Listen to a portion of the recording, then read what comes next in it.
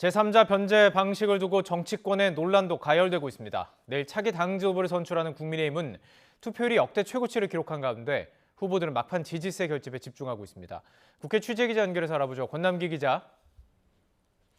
네, 국회입니다. 자, 먼저 이 내용부터 정리해 보겠습니다. 정부의 일제강제징용 피해자 배상 해법에 대한 정치권의 파장, 여야의 온도차가 큰데요. 정리해 주시죠. 네, 국내 재단이 우리 기업 기부금을 받아 일제 강제징용 피해자에게 배상하는 정부의 제3자 변제 방식을 두고 정치권 반응은 극명하게 갈렸습니다. 먼저 국민의힘 정진석 비상대책위원장은 아침 라디오에서 역대 어느 정권도 처리 못한 폭탄 같은 문제를 윤 대통령이 처리한 것이라고 비유했습니다.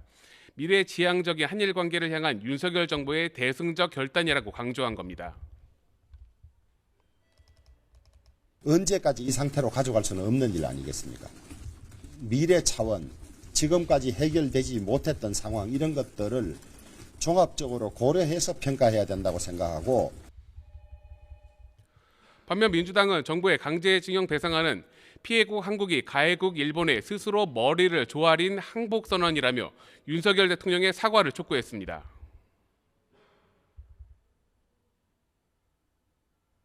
우리 민주당은 윤석열 정부의 이 반역사적이고 반인권적이고 반국가적인 야합에 대해서, 일방적 선언에 대해서 끝까지 국민과 함께 싸우겠습니다. 네, 야권은 시국선언에 이어 피해자 양금덕, 김성주 할머니와의 간담회를 진행했습니다.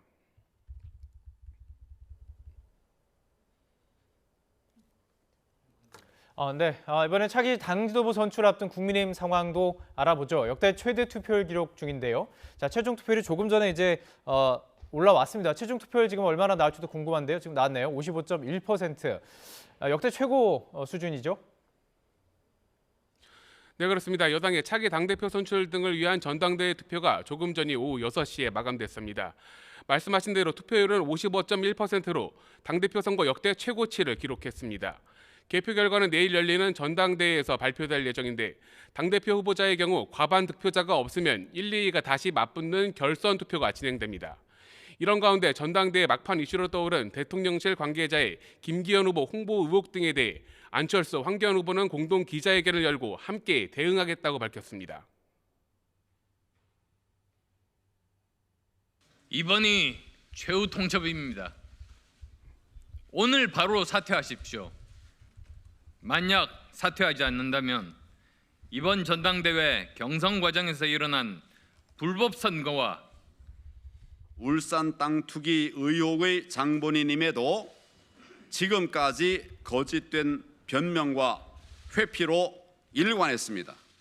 이미 김기현 후보는 국민의 힘을 대표할 자격을 상실했습니다.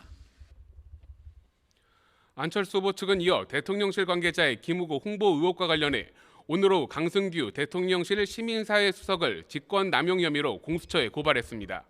반면 김기현 후보는 자신에 대한 사퇴 요구를 앞서 일축했습니다. 무작정 그냥 김기현 사퇴하라고 하면 그게 말이 맞는 말이냐. 그러니까 지도자 자격이 있느냐는 평가를 다시 되새겨 보게 되는 거죠.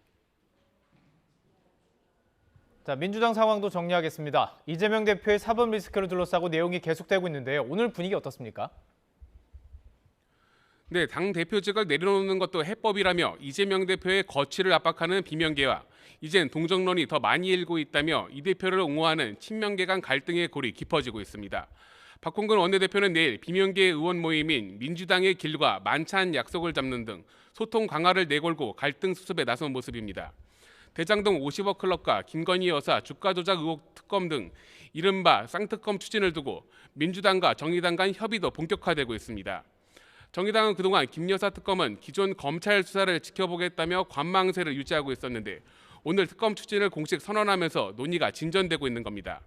반면 여당은 50억 클럽 특검에 대해 이재명 대표가 수사를 받는 가운데 특검법을 내면서 민주당이 특검을 추천하는 어처구니 없는 법안이라며 검찰의 철저한 수사를 촉구했습니다.